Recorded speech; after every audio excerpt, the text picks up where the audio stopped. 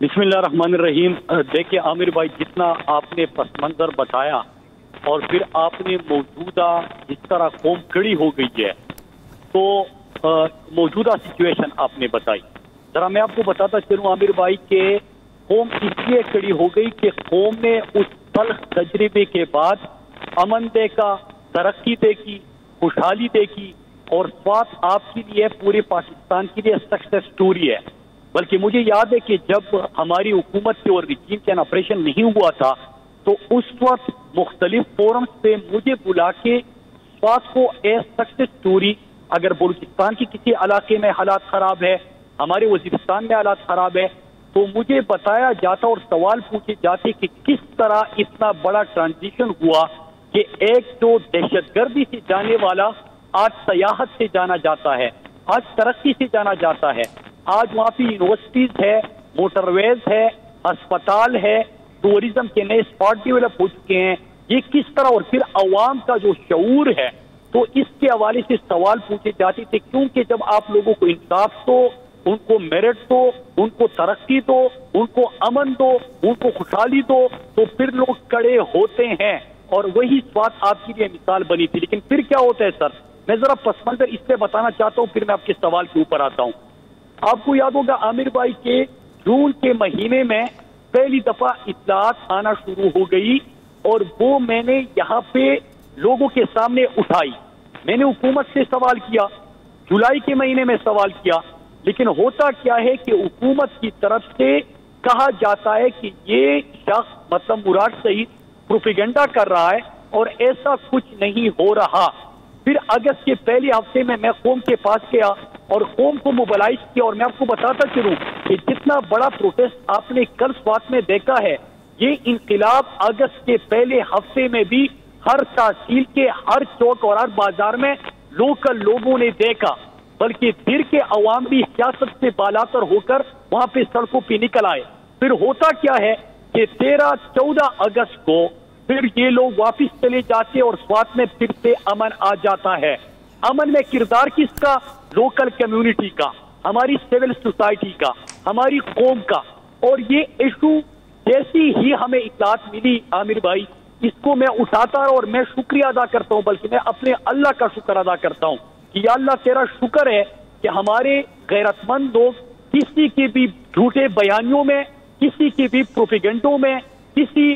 को इस्तेमाल करने में, किसी ट्रैप में नहीं आए, और उन्होंने अपने तल्ख तजर्बे से सीखते हुए मौजूदा खुशहाली और तरक्की को कायम और दायम रखने के लिए उन्होंने खड़े होने का फैसला किया। फिर क्या होता है सर, जब 14 अगस्त को ये वापिस चले जाते हैं, तो स्वात में ही मैंने अपने पूरी कौम के सामने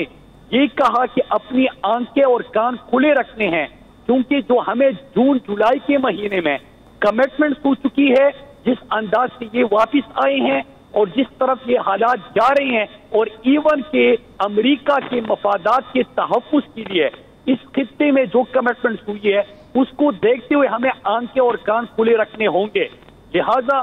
फिर मैं सवाल उठाता हूं आमिर भाई, मैंने प्रेस कॉन्फ्रेंस मैं आपकी कता कलामी माफ कर रहा हूं, हमारे पास टाइम थोड़ा है मुराद, तो मैं ये चाह रहा हूं कि आज के उस पे, कल के उस पे आ जाएं कि ये सियासत की तरह जो इसके अंदर आ गई, उस पे पहले बात कर लें, ताकि बाद में आपको मैं फिर टाइम दूंगा, अगर मगर शायद टाइम प्रोग्राम का मुख्तसर हो, तो आप ये जो उसको सियासी रंग दिया गया है उस पे आ जाएं। मैं उस पे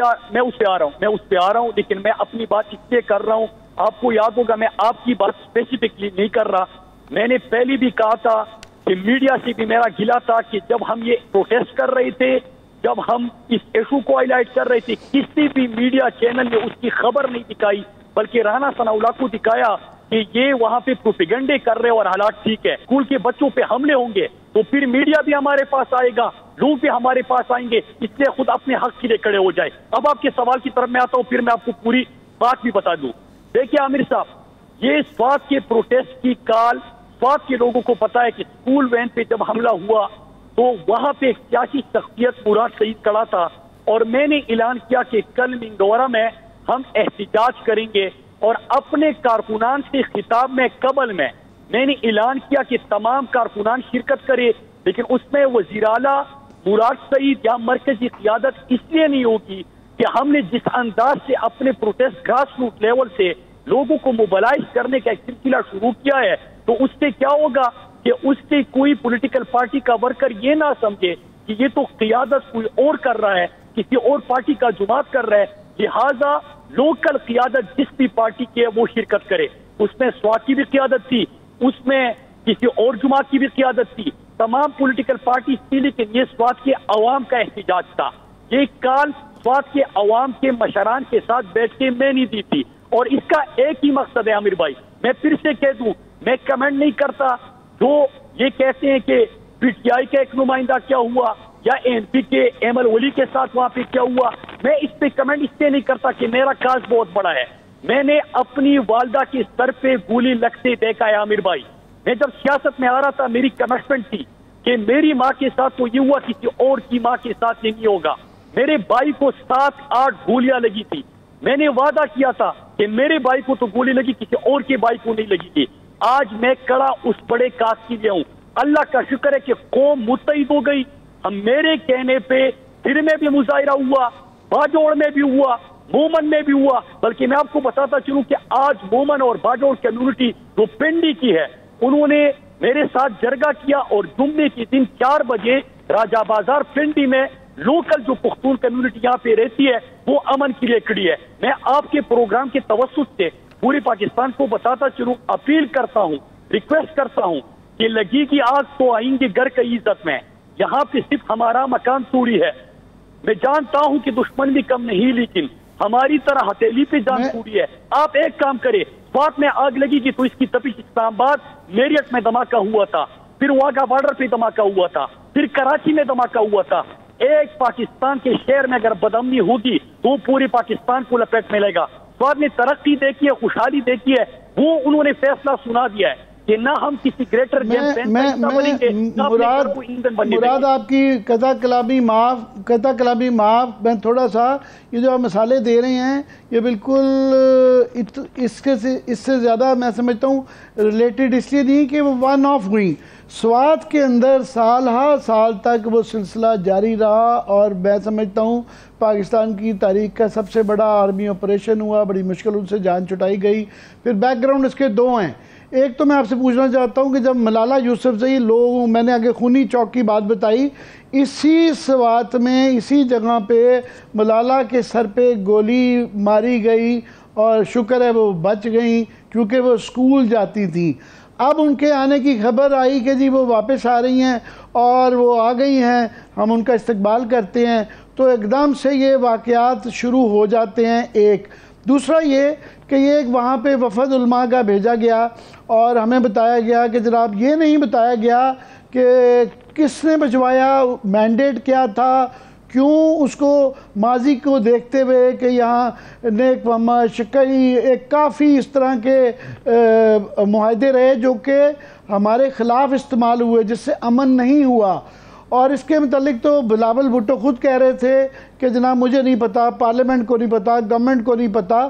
اور لوگوں کو یہ خدشہ ہو گیا تھا۔ میرا یہ ذاتی خیال ہے، اور لوگوں نے کہا بھی ہے کہ شاید اس کے پیچھے سوچی سمجھی سازش ہے، کوئی ایلیمنٹس ہے جو ان کو بلاتے ہیں۔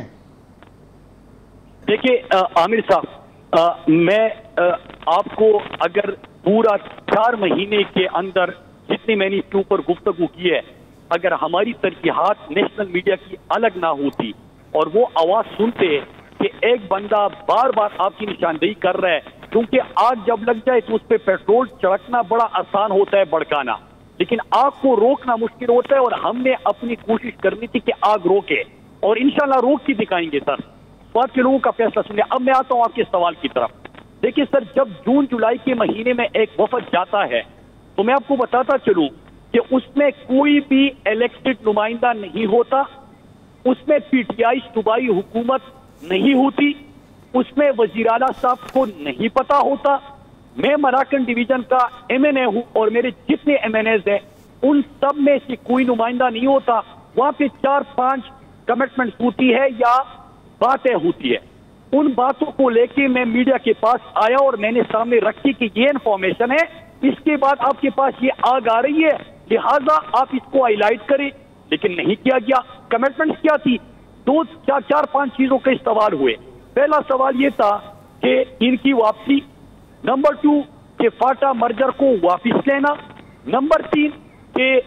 और मैंने ये सवाल भी पूछा कि जो बॉर्डर के ऊपर फेंसिंग हो चुकी है तो बॉर्डर सिक्योरिटी फोर्सेस यहाँ पे है जो कि वजीर दाखिला के अंडर आते हैं, तो इसके बावजूद ये कैसे हो रहे हैं? और आपने इसके अलावा अमेरिका और इस रशिया, चाइना, ये जो खित्ते के अंदर पावर स्ट्रगल है या जो खित्ते के अंदर ताकत का तवाजुन ये लफ्ज इस्तेमाल करते हैं, उसमें हमें किस तरह इस्तेमाल करने की पॉलिसी इख्तियार की जा रही है? ये सवाल थे सर।